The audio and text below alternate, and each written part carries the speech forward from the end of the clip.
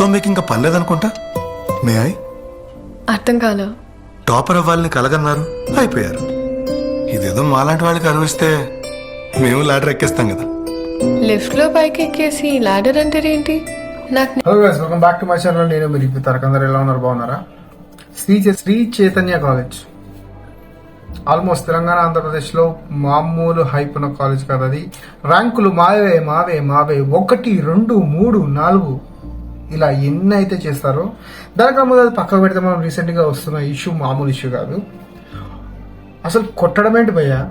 అసలు కొట్టడం ఏంటి? నిజంగా ముసుగులు వేసుకొని మరి కొట్టడం ఏంటి? అది కూడా లేడీస్ హాస్టల్, లేడీస్ ఉండే రూమ్స్, ముసుగేసుకొని మరి లక్షల ఫీజులు కట్టి పిల్లలకి చదువు చెప్పండి అంటే వీళ్ళు చేస్తుంది ఇది. మరి రిటర్న్ గా వచ్చి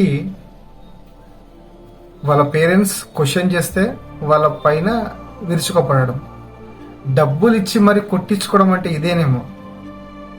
ఒక పిల్ల చాలా డేర్ చేసి చెప్పింది, నిజంగా కొట్టడం ఏంటి?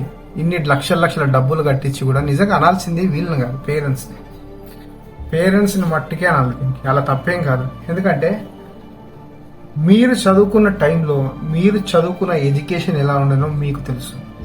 ఇప్పుడు ర్యాంకుల కాలం, హడావిడి, మీకు అన్ని తెలిసి కూడా ఇలా ఇప్పుడు ఏంటంటే ఇది పబ్లిక్ గా అయిపోయింది. వాళ్ళు స్ట్రింగ్ ఆపరేషన్ చేస్తే అక్కడ ఉండే రూములు కూడా నిజంగా సరిగా లేవు. ఇన్ని లక్షల డబ్బులు మీరు కట్టి ఇదంతా చేసి పిల్లల్ని ఒక అల్లారు ముద్దుగా పెంచుకొని ఎవడో కొడితే ఎలా ఉంటది?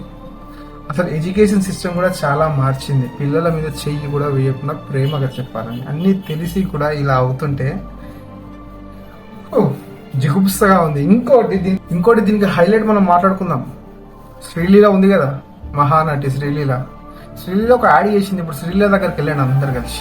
How is that possible? మీరు ఐఐటి ఎలా టాప్ చేశారో నేను అలాగే. శ్రీ చైతన్య పర్ఫెక్ట్.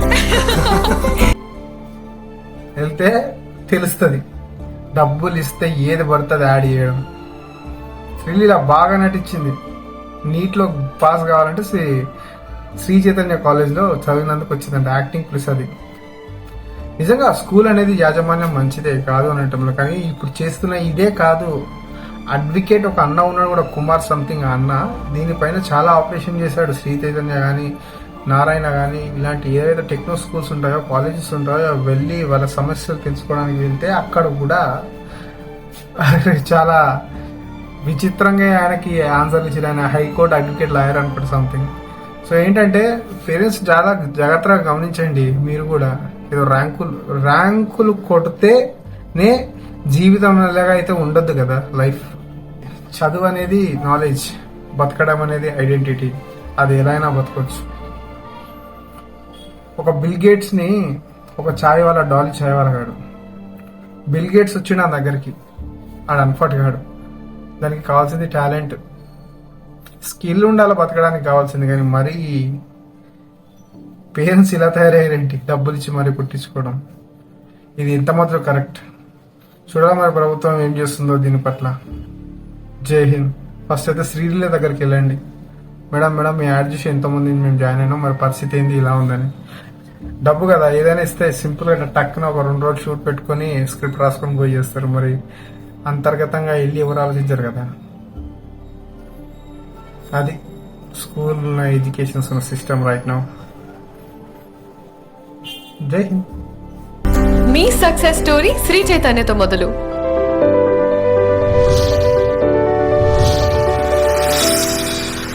అట్లుంటది శ్రీలీల అక్కతోని.